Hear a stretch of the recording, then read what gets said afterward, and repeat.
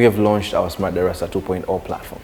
Now, what's different from SmartDARASA 1.0 platform? Number one is the simplicity of use, the ease of access of content, the arrangement. We have also launched SmartDARASA AI that helps students to bridge what they learn in class with the practical examples in their daily life. What I mean is that they can learn fuel in class and they can make their own kerosene lamp at home by utilizing the concept of capillarity. But we also have Smart DIY.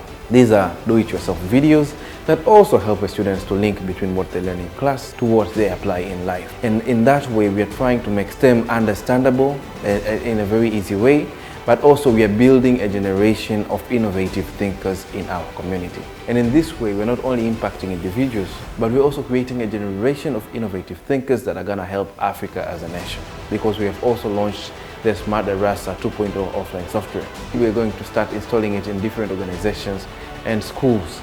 It is going to be available for free for the next 6 months. Now, the SmartDARASA online and application for Android and iOS, our team is working day and night to finish a lot of the features that are going to make SmartDARASA better, sophisticated, and very simple to use. We also introduced the SmartDARASA for pre-primary.